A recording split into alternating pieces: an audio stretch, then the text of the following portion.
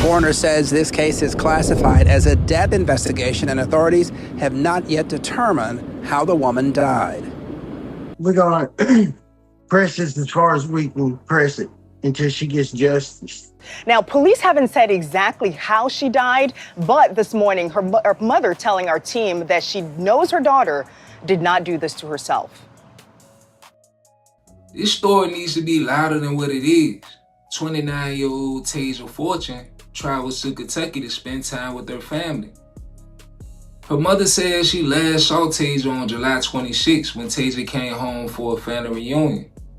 A little after a week later, on August 3rd, Tasia is found dead behind a vacant home in Jackson, Mississippi. And it's the way she was found that immediately had people asking questions. Tasia was found hanging from a tree. Violet Wilson says learning the woman was found hung from a tree made the discovery even more disturbing. It's unnatural in this lifetime.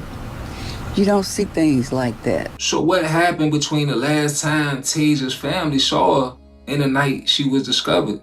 Fam, we got a lot to talk about.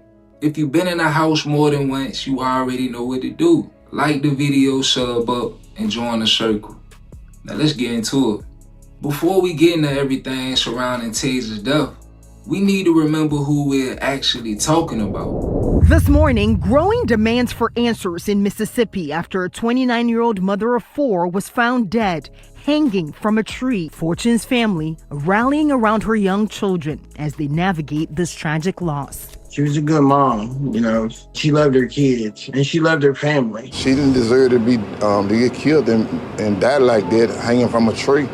Officers found the body of the unidentified woman hanging in an oak tree when they responded to the 500 block of Road of Remembrance Monday night, behind what appears to be a vacant house. She had two kids, a young baby she just had maybe a year ago. The woman hasn't been identified and the cause of death hasn't been determined. My son and them seen her. They seen her hanging. What was going through your son's mind when he saw that image?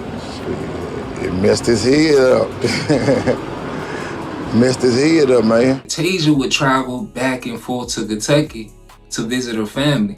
Shortly before her death, that's exactly what she did. Tasia went to Kentucky for a family reunion. Her mother says the last time she personally saw her daughter was on July 26. The family telling ABC News the circumstances surrounding her death do not add up. Tasia loved living life. Like, there's no way that she took her own life. The Jackson Police Department saying, quote, an active death investigation is underway. They have not named any suspects and declined to comment on local reports that they questioned the father of one of Fortune's children about the death. And according to her mother, Tasia appeared to be doing well. There wasn't anything about that visit that made her mother believe she was about to lose her daughter. That's important because only days later, everything changes. We go from July 26, when her mother said she last saw her, to August 3rd, when police are called the Road of Remembrance in Jackson, Mississippi. When exactly did Tasia return to Mississippi? Those answers haven't all been made public. Darren Harris says he knows the woman. He last saw her about a week ago. It looks like the woman's feet are suspended 3 inches from the ground. Somebody had to do that. She wouldn't have did it to herself. Somebody had to. Why do you say that? Mine was way strong and bigger than that. I know that for a fact myself. Tasia was found hanging from a tree, but there's another detail about the discovery that immediately stood out to me. Hinds County Coroner Jeremiah Howard told us the body was sent to the state crime lab for an autopsy. Stokes says he is meeting with Jackson's fire chief tomorrow because he has been told a ladder truck had to be used to remove Fortune's body. How high was she? Because if firefighters needed a ladder, I want to know exactly where she was positioned in the tree. A ladder being necessary to recover doesn't necessarily tell us how she got there. And Tasia's family has questions of their own. Remember, her mother says she had just seen Tasia in Kentucky on July 26. And considering how Tasia was found, this case was immediately going to get attention. We're talking about a black woman being found hanging from a tree in Mississippi. There's a painful history attached to that image. We can't erase that.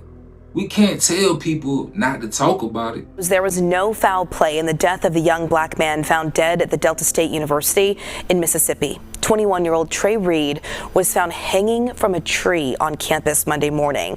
The Cleveland Police Department says the Mississippi State Medical Examiner determined Reed's cause of death as a suicide. It's been a lot of controversy coming out of Mississippi with black people hanging from trees, being ruled as self-inflicted and unanswered questions, even when their death was ruled as accidental. Jackson City Councilman Kenneth Stokes has also called for assistance from the U.S. Attorney's Office. It's wrong. It's bad.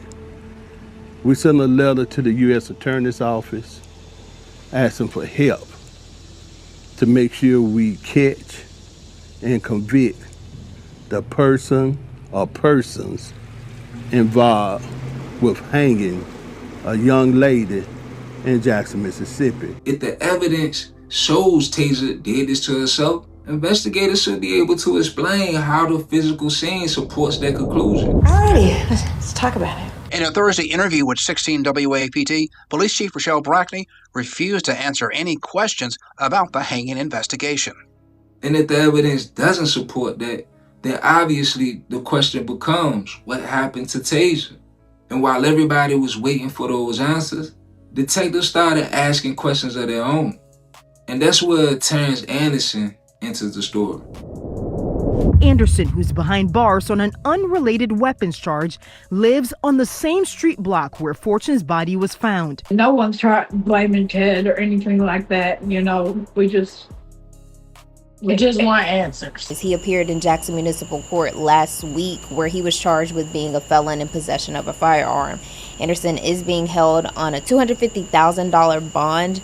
He has denied involvement in Fortune's death, but he has admitted to police that they did argue. Anderson has not been charged in Fortune's death, and Jackson police have not officially confirmed him as a person of interest. Then we get another interesting detail. Police reportedly described Terence and Tasia as being in a relationship. He denied that the two were in a relationship, so now we have two different descriptions of their connection. Now, don't twist what I'm saying, fam. Living on the same block doesn't make somebody responsible for a death.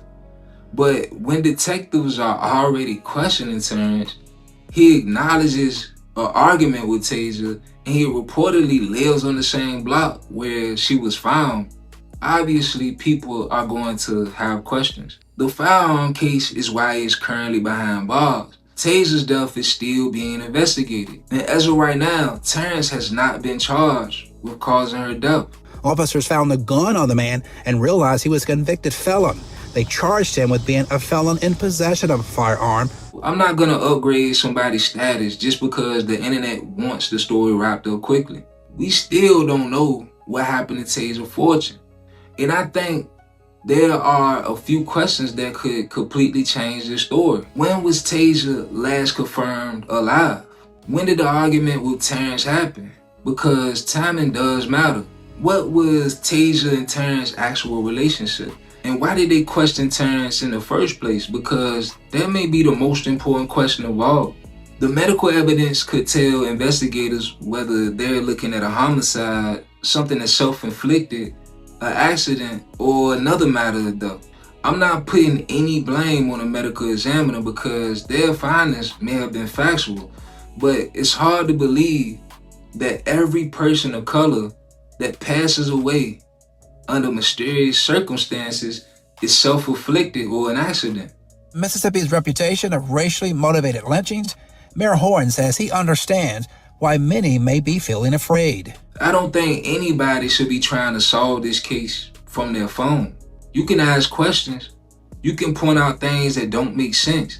But there's a difference between asking why detectives question somebody and telling thousands of people that a person committed a crime they haven't even been charged with. Tasia's family deserves better than misinformation. And Terence Anderson, like anybody else, is presumed innocent of any criminal allegations unless proven guilty. That's what can get forgotten when these stories start going viral. This isn't just another trending case. So I want to know what y'all think about everything we went through. What do you think is the biggest unanswered question? The missing days after the family reunion? The argument with Terence? Or the fact we are back asking questions to the same medical examiner that still hasn't answered questions from a year ago? Let me know what y'all think in the comments below, fam. Rest in peace to Tasia and much love to her family. And if you're new here, sub up and join the circle. We're gonna continue following this case. And if the autopsy results come back or police announce any major development, we'll break that down. What exactly changed instead of running with the headline? But this is Not a Drill TV. It's your boy B Millie. Much love, fam. I'll see y'all on the next one. If not, then it's all up.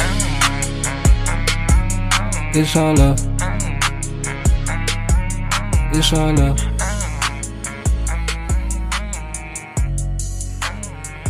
If not, then it's all up.